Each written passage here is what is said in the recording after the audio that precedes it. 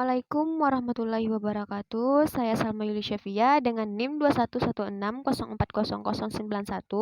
akan menjelaskan sebuah materi tentang tasawuf falsafi yang bertujuan untuk memenuhi ujian tengah semester pengantar studi pemikiran Islam. Baik, mungkin langsung saja. Pertama, masuk ke tasawuf nazari atau falsafi. Tasawuf falsafi dapat juga dinamakan tasawuf nazari ataupun tasawuf syi'i. Tasawuf falsafi adalah tasawuf yang ajaran-ajarannya memadukan antara visi intuitif dan visi rasional. Terminologi falsafi tersebut berasal dari bermacam-macam ajaran filsafat yang telah mempengaruhi para tokohnya.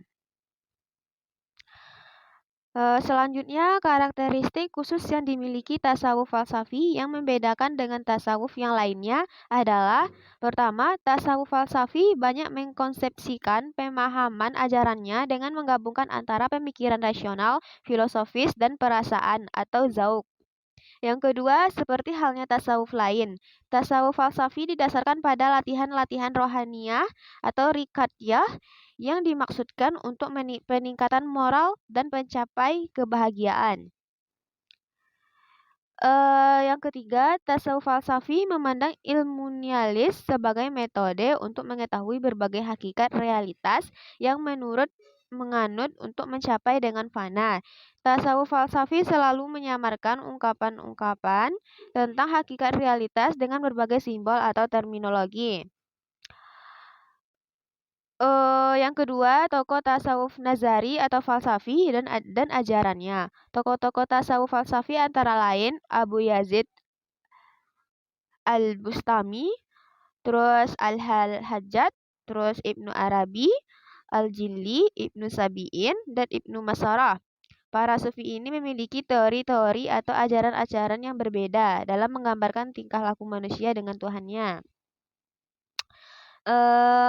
Yang A. Ibnu Arabi. Nama lengkapnya adalah Muhammad bin Ali bin Ahmad bin Abdullah At-Tal Al-Haytami. Lahir di Murcia, Andalusia Tenggara, Spanyol tahun 560 Hijriyah. Di Seville atau Spanyol, ia mempelajari Al-Quran, hadis, serta fikih pada sejumlah murid seorang faqih Andalusia terkenal, yaitu Ibnu Hazim Az-Zahiri. Adapun ajaran-ajarannya adalah: yang pertama, Wahdat al-Wujud. Wahdat al-Wujud merupakan ajaran sentralnya. Namun, istilah tersebut bukan berasal dari dia, tetapi dari Ibnu Taimiyah, tokoh yang paling keras dalam mengancam dan mengkritik ajaran sentralnya tersebut.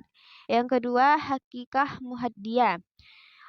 Ibnu Arabi menjelaskan pula bahwa terjadinya alam ini tidak dapat dipisahkan dari ajaran hakikat Muhammadiyah atau Nur Muhammad. Yang B, Ibnu Sabi'in. Nama lengkapnya adalah Ibnu Sabi'in Abdul Haq Ibnu Ibrahim Muhammad Ibnu Nasyir. Ia dilahirkan tahun 614 Hijriyah di Murcia. Ibnu Sabi'in meninggalkan karya sebanyak 41 buah yang menguraikan tasawufnya secara teoritis maupun praktis. Sebagian risalahnya telah disunting Abdurrahman Badawi dengan judul Rasail Ibnu Sabi'in atau 1965 Masehi. Jawab Sahih Syahikillah telah disunting oleh Syarifuddin Yaltakiyah. Adapun ajaran-ajaran tasawufnya adalah: yang pertama, kesatuan mutlak. Ibnu Sabi'in adalah seorang penggagas sebuah faham dalam kalangan tasawuf filosofis yang dikenal dengan faham kesatuan mutlak.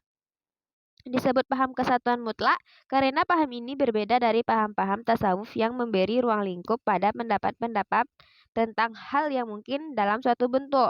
Dalam paham ini, Ibnu Sabi'in menempatkan ketuhanan pada tempat pertama. Yang kedua, penolakan terhadap logika Aristotelian. Pahamnya tentang kesatuan mutlak telah membuatnya menolak logika Aristotelian. Oleh karena itu, dalam karyanya Buddha Al-Arif, ia berusaha menyusun suatu logika baru yang bercorak ilmu natif sebagai pengganti logika yang berdasarkan pada konsepsi jamak.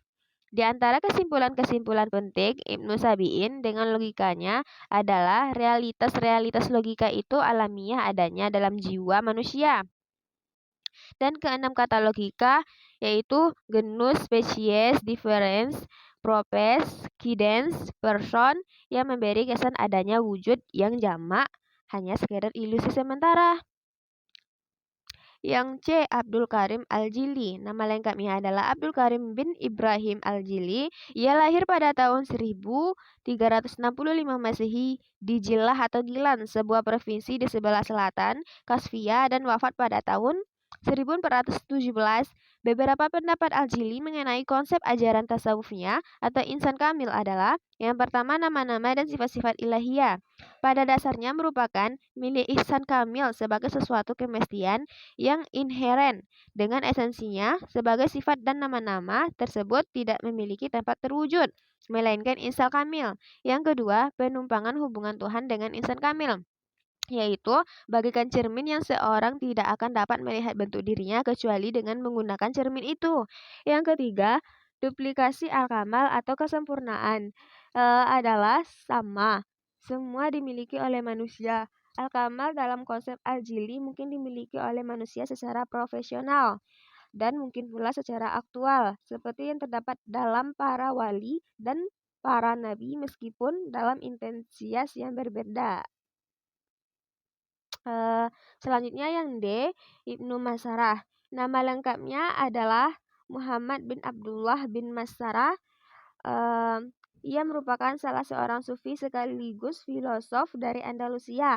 Di antara ajaran-ajaran Ibnu Masarah adalah sebagai berikut. Yang pertama, jalan menuju keselamatan jiwa dan mensucikan jiwa. Zuhud dan mahabbah yang merupakan asal dari sebuah kejadian. Yang kedua, penakwilan ala filium atau aliran insailiyah terhadap ayat-ayat Al-Quran. Yang ketiga, siksa neraka bukanlah dalam bentuk yang hakikat.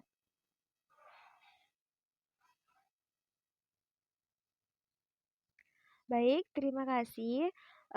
Mungkin hanya itu materi yang dapat saya sampaikan. Jika ada salah kata, saya mohon maaf.